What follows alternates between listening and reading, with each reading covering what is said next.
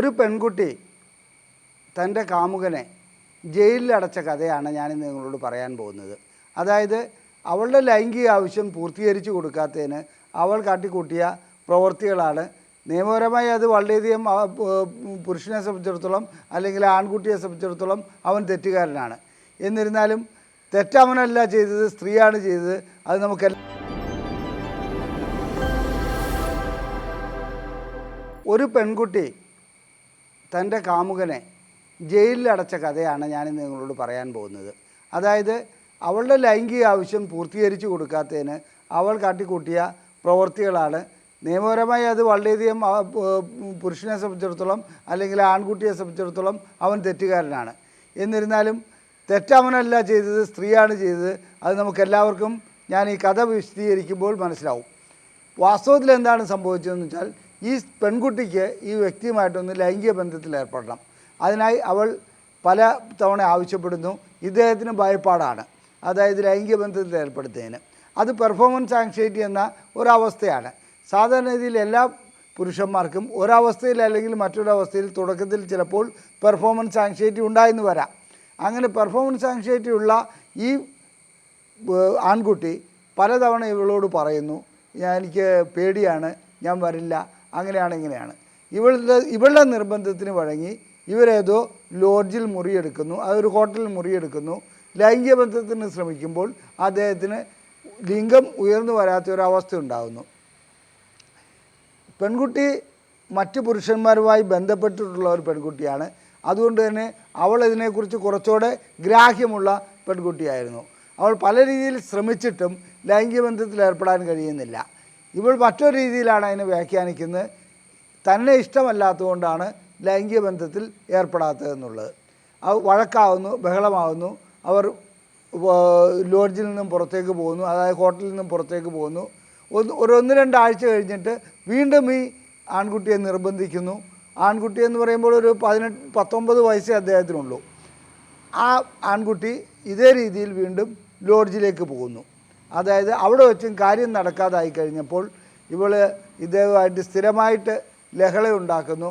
അവസാനം ഇദ്ദേഹം പറയുന്നതൊന്നും അവൾ ചെവിക്കൊള്ളാനേ തയ്യാറാവുന്നില്ല. ഒരു സുപ്രഭാതത്തിൽ പെൺകുട്ടി എന്ത് ചെയ്യുന്നു വെച്ചാൽ മറ്റു കൂട്ടുകാരികളോട് പറയുന്നു. അവരെല്ലാവരും ഈ കാര്യത്തിൽ ഇവളെ എന്തൊക്കെ ഉപദേശിച്ചു കൊടുക്കുന്നു. ഇവൾ കൊണ്ടുപോയി ഒരു പോലീസ് കേസ് കൊടുക്കുന്നു, തന്നെ പീഡിപ്പിച്ചു എന്നുള്ള അർത്ഥത്തിൽ.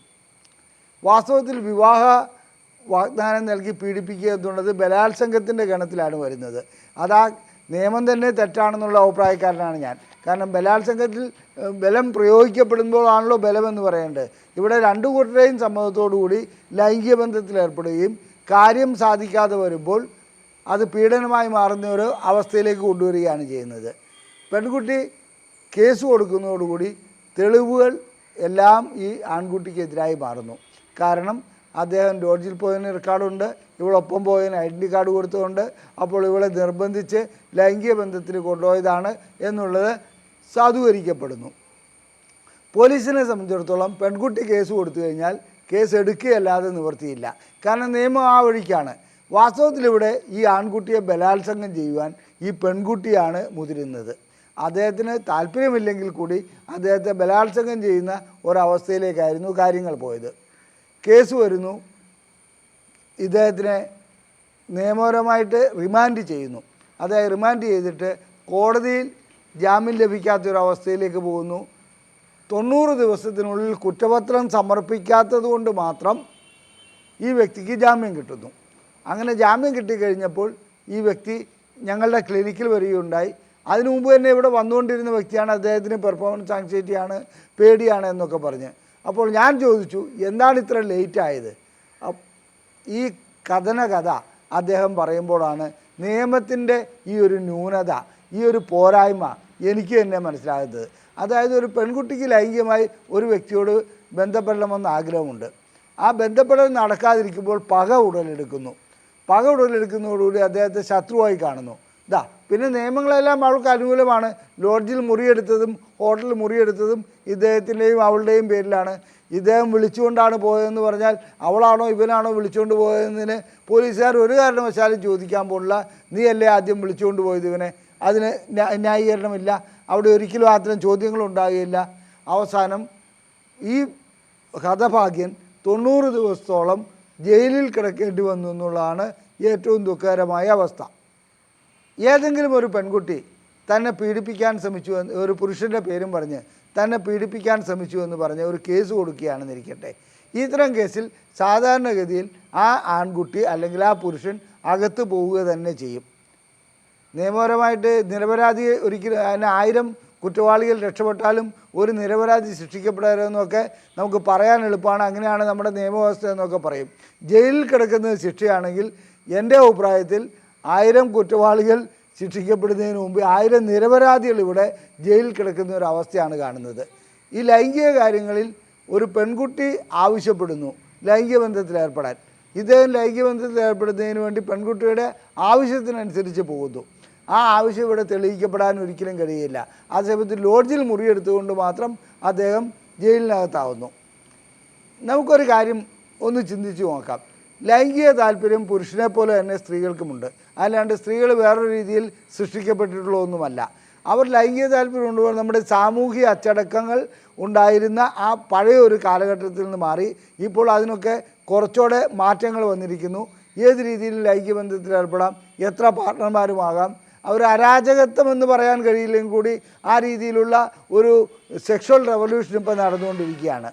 ഇതിൻ്റെ അനന്തരഫലം എന്താണെന്ന് വെച്ചാൽ ഈ ഒരു ലിവിങ് ടുഗദർ പോലെയുള്ള കുറേ സമ്പ്രദായങ്ങൾ നിലവിൽ വരുന്നു. ലിവിങ് ടുഗദർ പോലെയുള്ള സമ്പ്രദായങ്ങൾ നിലവിൽ വരുന്നു. എപ്പോഴെങ്കിലും ഇതിനൊരു മാറ്റം വരുമ്പോൾ ഇവർ തമ്മിലുള്ള ഒരു സാധാരണ കുടുംബത്തിൽ കലഹമുണ്ടാകുമല്ലോ, അതേപോലെ ഒരു കലഹമുണ്ടാകുമ്പോൾ ഇവർ വേർപിരിയുമ്പോൾ അതാ എന്നെ ബലാത്സംഗം ചെയ്തു, എന്നെ 4 വർഷം പീഡിപ്പിച്ചു എന്ന് പറഞ്ഞൊരു കേസ് കൊടുക്കുകയാണെങ്കിൽ വാസ്തവത്തിൽ അത്തരം കേസുകൾ പോലീസ് അല്ലെങ്കിൽ നിയമ സംവിധാനം കണക്കിലെടുക്കേണ്ട കാര്യമുണ്ടോ? അതിന് ഈ ഹതഭാഗ്യനെ പിടിച്ച് ജയിലിനകത്തേക്ക് അയക്കേണ്ട കാര്യമുണ്ടോ? ഇതാണ് ഇവിടുത്തെ പ്രധാന ചോദ്യം. സത്യം പറയട്ടെ, ഇങ്ങനെയുള്ള കേസുകളിൽ പോലും ഈ വ്യക്തികൾ ജയിലിനകത്തേക്ക് പോകേണ്ട ഗതികേടാണ് ഉണ്ടാകുന്നത്. അതുപോലെ തന്നെ ചില കാര്യസാധ്യങ്ങൾക്ക് വേണ്ടി ഇപ്പോൾ പല ഈ ഹേമ കമ്മിറ്റി റിപ്പോർട്ടൊക്കെ വരുമ്പോൾ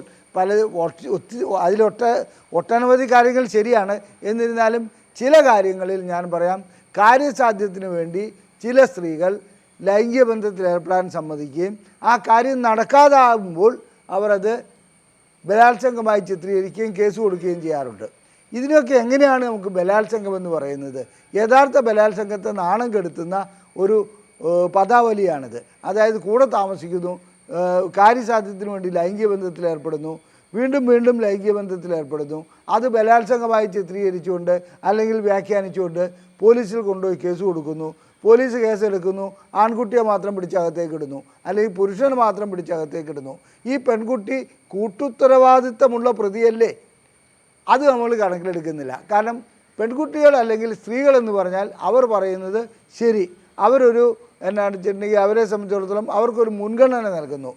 ഈ സ്ത്രീ സമത്വം എന്നൊക്കെ പറയുന്നതിന് തന്നെ നേരെ ഘടകവിരുദ്ധമായ ഒന്നാണ് ഈ മുൻഗണന.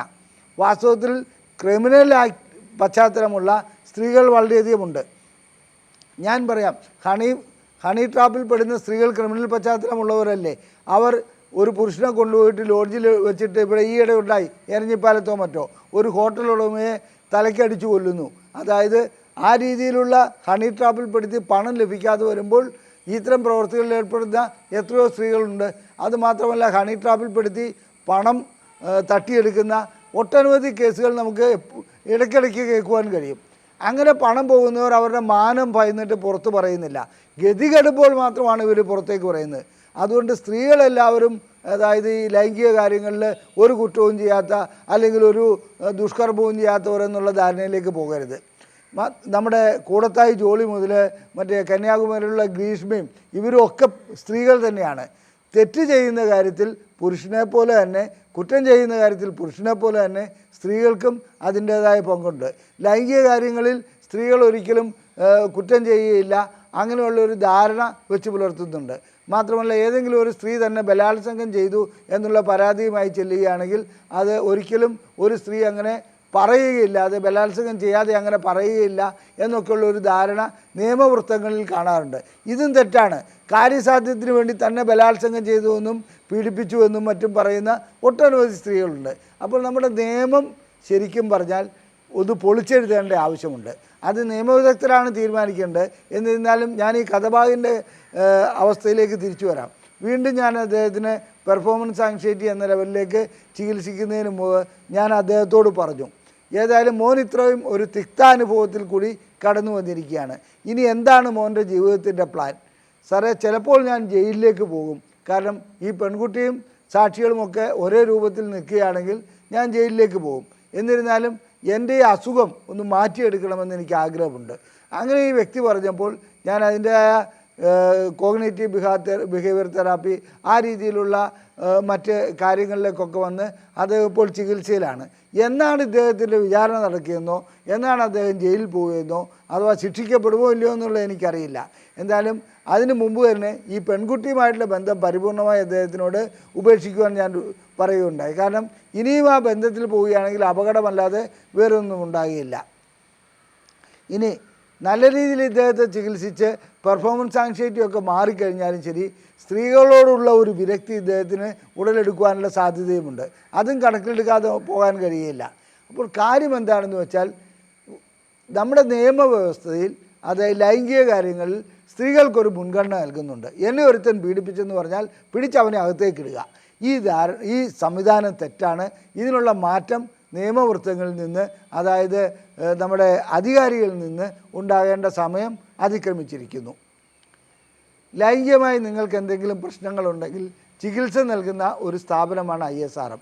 ഞങ്ങളുടെ ബുക്ക്ലെറ്റുകൾ സൗജന്യമായി നിങ്ങൾക്ക് ലഭിക്കുവാൻ ISRM എന്ന് ഇതിൽ വാട്സപ്പ് ചെയ്ത് ഈ നമ്പറിലേക്ക് അയയ്ക്കുക, ഇവിടെ കാണിച്ചിരിക്കുന്ന നമ്പറിൽ. അതുപോലെ തന്നെ ഏതെങ്കിലും രൂപത്തിലുള്ള ചികിത്സ നിങ്ങൾക്ക് ആവശ്യമുണ്ടെങ്കിൽ ഈ നമ്പറിൽ വിളിച്ച് ബുക്ക് ചെയ്യാവുന്നതാണ്. ഈ വീഡിയോ ഇഷ്ടപ്പെട്ടുവെങ്കിൽ നിങ്ങൾ ലൈക്ക് ചെയ്യുക, നിങ്ങളുടെ അഭിപ്രായങ്ങൾ കമൻറ്റ് ബോക്സിൽ രേഖപ്പെടുത്തുക, നിങ്ങളുടെ സുഹൃത്തുക്കൾക്ക് ഇത് ഷെയർ ചെയ്യുക. നന്ദി, നമസ്കാരം.